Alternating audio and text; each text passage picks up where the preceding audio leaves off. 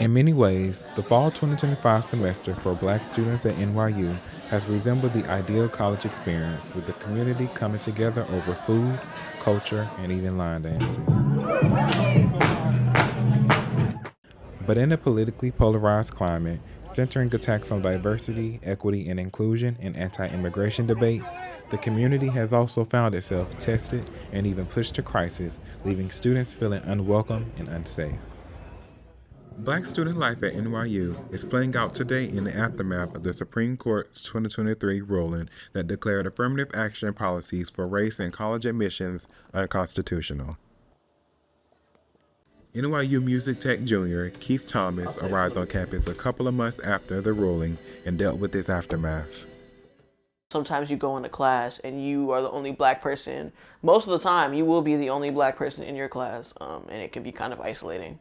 The admitted black students rate for classes of 2028 and 2029 has reached record-breaking lows for NYU compared to universities like Columbia, Duke, and Yale, which operate at higher percentages. Many feel the low number of black students has contributed to an unwelcoming environment.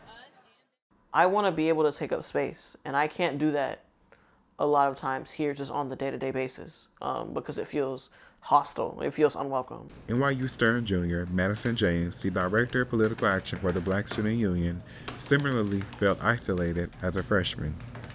I wouldn't really say there were any programs or anything geared towards black students. It was kind of hard for me to relate to a lot of the people here. I noticed that a lot of these clubs were mainly white and Asian. There weren't many black students in those clubs. For James, things have not improved 2 years after freshman year. Honestly, I think things have gotten worse. That started last academic semester when NYU's website was hacked with graphic racial slurs, attempting to leak admissions data to show that Black and Latino students were still being admitted under affirmative action, despite the Supreme Court ruling.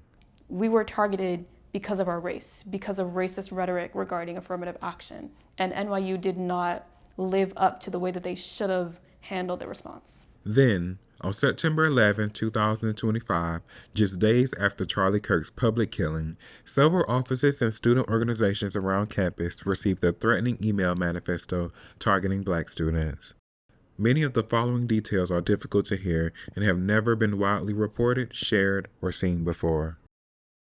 The email contained graphic visual imagery, as well as harmful language depicting a planned mass murder directly targeted at black students at NYU.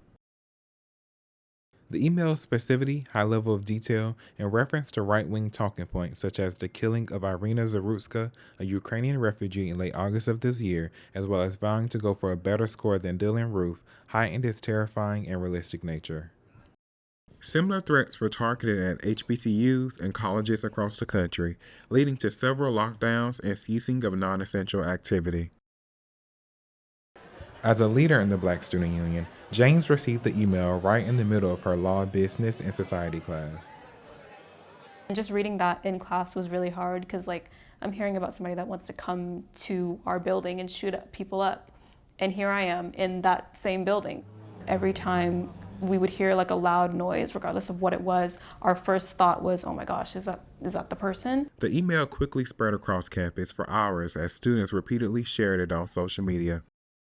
NYU Campus Safety Director Fountain Walker issued a statement a few hours after the manifesto had been sent, stating that the university is not making any changes to campus operations, but shall continue to be on a heightened state of alert.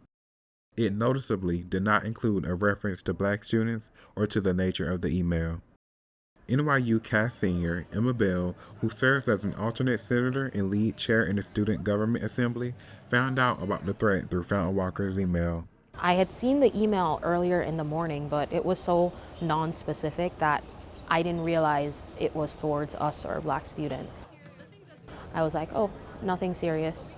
So I've been in there and I spoke to the other black student and she was like, oh, this is the thing. And she showed me it and instantly I was like, this is terrible.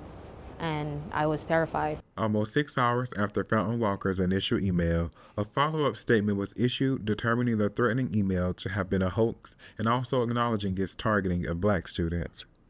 I know the university has determined it wasn't a credible threat, but the threat to our emotional safety and the emotional terrorism that was happening with that email hoax is something that's impacted every Black student on this campus. That includes the freshman class of 2029, who hadn't been on campus for even 3 weeks when the threat happened. Those first few weeks carried joy for New Jersey native William Yard. I had a very optimistic view of my place in NYU and my capacity to actually make change and my that value of being valued from my perspective. That optimism was shattered and hasn't returned. It was a very terrifying time, and it was a very revealing time because it ripped off the fantasy was ripped apart. They could give a rat's ass whether I was alive, dead, or at their university, and that hurt.